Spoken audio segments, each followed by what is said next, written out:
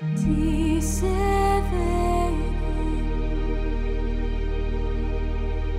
ti severo,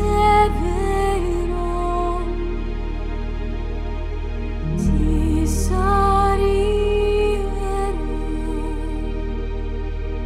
ti seiero. À mi-chemin, entre les pavois des nuages et des croisements charnels, il y aurait les sculptures pailletées de brûlures de Jean-Patrice Rozan. Il partage avec nous, dans son atelier, l'expérience métaphorique de ses créations. Il rencontre avec le temps, avec l'espace, avec le lieu. Il y révèle son talent de manipulateur de gravité aux prises avec les éléments. On a le droit et peut-être le devoir de s'approcher, de s'éloigner des pieds, et non seulement de face, mais de tourner lentement autour avant de découvrir la place à partir de laquelle l'œuvre va offrir le bonheur le plus intense. Ce qui compte en premier lieu dans la création d'une sculpture monumentale, c'est la mise en situation. Le rapport à l'espace n'est jamais une vision unique, c'est une temporalité. C'est là que tout se joue. La vraie sensibilité commence quand le sculpteur découvre que les remous qui l'environnent sont ceux des arbres, de l'écorce ou de l'eau. Le monde se contracte ainsi peu à peu. L'artiste s'empare de cette apparence pour dessiner les contours de grands signes essentiels qui sont à la fois sa vérité et celle de l'univers. Sa vision arrache le mythe à l'abstraction. Il y a une forme qui se rêve un petit peu, on est plutôt dans une utopie, là, comme ça, mais en même temps, c'est le dessin qui va définir la forme. C'est en faisant les dessins que la forme va commencer à s'imposer.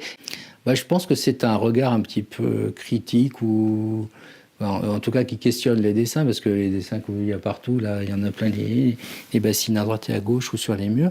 Ils ne sont pas du tout faits pour être montrés au public, ils sont vraiment faits pour établir un itinéraire sur les pages qui lance une gestation, on va dire. Je démarre toujours que d'une seule feuille. Je descends qu'avec une feuille dans l'atelier, qui est une des vues de la sculpture. Parce que quand je commence à réfléchir sur une sculpture, il y a une face et puis en dessous il y en a une autre. C'est comme ça que je vais d'un plan à l'autre. Je les dessine comme si elles étaient transparentes pour voir un peu comment je vais concevoir ma forme de l'autre côté. Il faut s'organiser spatialement, il faut s'organiser dans le temps pour que les choses puissent se faire. Sinon tout se grippe, ça ne marche plus. Et surtout on perd le fil. Très important, l'énergie de projet. Il ne faut pas perdre le fil. Donc la gestion du temps, c'est presque comme de la chorégraphie. Hein. Il y a une sorte de ballet, quoi, comme ça qu'il faut trouver entre la manipulation utile des matériaux et puis les moments beaucoup plus fins où les lignes vont se trouver. Il y a tout un ensemble, une ambiance à aménagé avec l'installation d'atelier.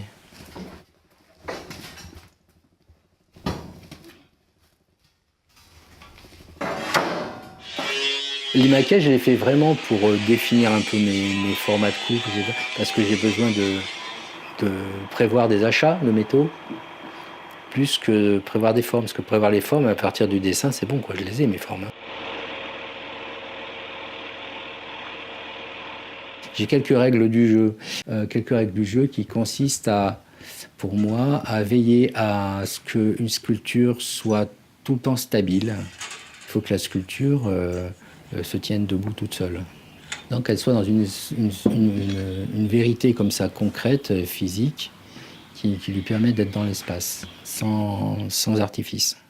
Ensuite, il y a tout mon vocabulaire de dessinateur qui fait que je veille à ce qu'il y ait des verticales qui répondent à des perpendiculaires, il y a des parallèles qui s'établissent, etc. Et j'utilise les courbes aussi pour tenir tout ça. Donc ça, ce sont des des paramètres que je mets en œuvre au fur et à mesure que je construis la sculpture. La ligne dans l'œuvre de Rozin se poursuit d'un seul tranchant, glissant et fluide, unissant dans une respiration la matière à l'homme. Le montage de la sculpture est une tension entre la fulgurance d'une vision et l'obstinée lenteur de la construction, un vrai corps à corps.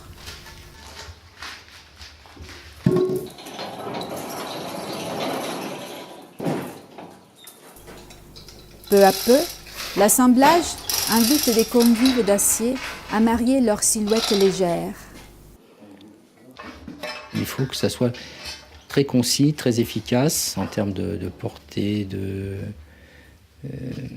nombre de pièces aussi. Si vous remarquerez que les sculptures ont un nombre de pièces très limité, un nombre d'éléments très limité. Les plus simples ont 5 éléments, 5 plans. Les plus complexes, souvent quand elles sont très grandes, elles en ont un peu plus, ça peut aller jusqu'à une dizaine, mais guère plus.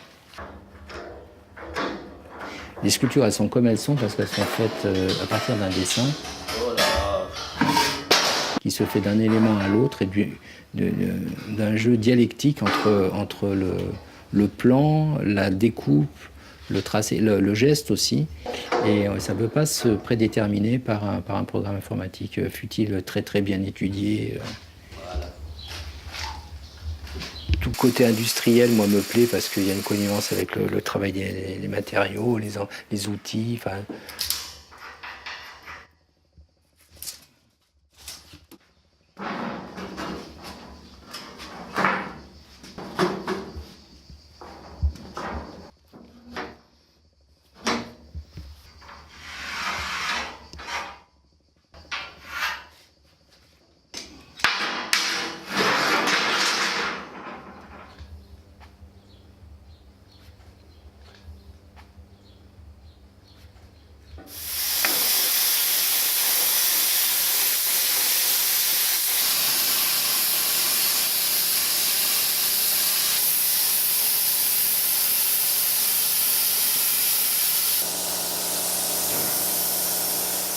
Les matériaux, hein, avec l'acier dehors, c'est assez limité. C'est soit de l'acier bleu, on appelle ça de la tôle noire. J'ai une petite tendresse pour cet acier parce qu'il faut en prendre soin.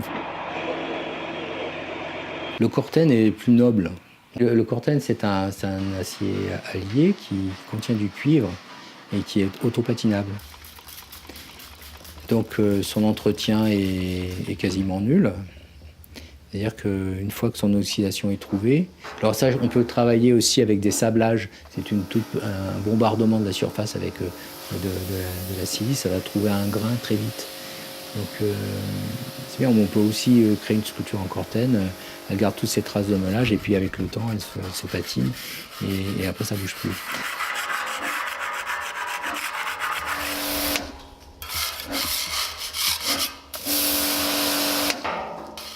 L'harmonie, c'est toujours une cohérence en fait. Et je crois que c'est très souvent de l'ordre de l'utopie, c'est-à-dire qu'on part d'un dessin et on ne sait pas du tout comment vont être les ombres sur la forme finie. Je ne peux pas tout calculer. Ou alors il faudrait que que je passe par des simulations qu'on peut faire aujourd'hui. Et je pense que ça bloquerait et ça glacerait complètement la sculpture.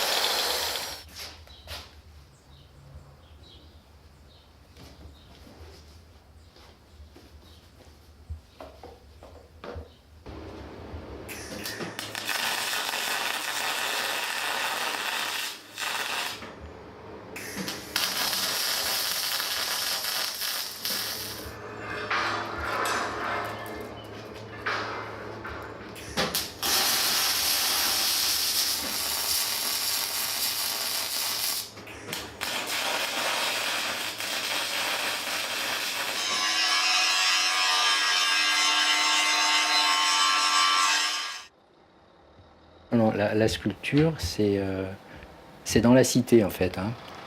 Même si je fais des choses en petit format pour l'atelier, mais c'est quand même très très connecté sur l'extérieur.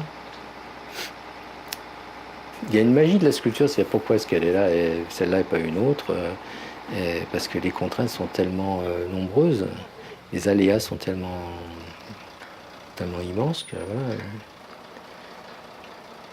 Oui, il y a toujours un petit côté miraculeux, mais c'est comme nous, quand on se balade sur nos deux pieds par grand vent, c'est un peu miraculeux aussi, c'est un peu pareil. Hein. Quelque chose d'exceptionnel et en même temps de naturel.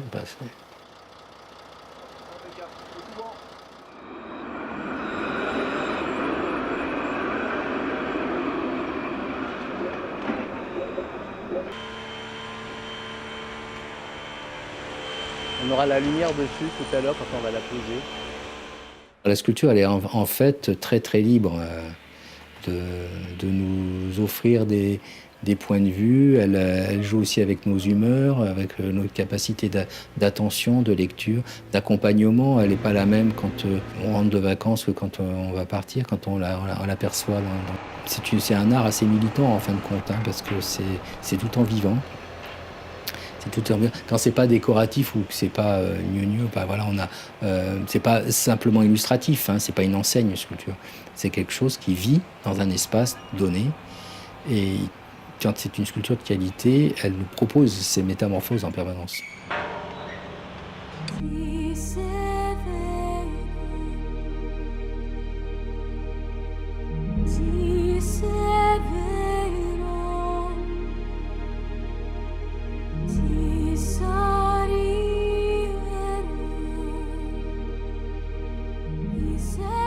Des brèches de lumière s'ouvrent dans l'extravagance des matières les plus opaques, s'éprouvent dans un bestiaire sidéral. Jean-Patrice Rozan se rend maître de ces spectres, condensant dans leur moule immatériel quelques éléments d'une rêverie imaginaire.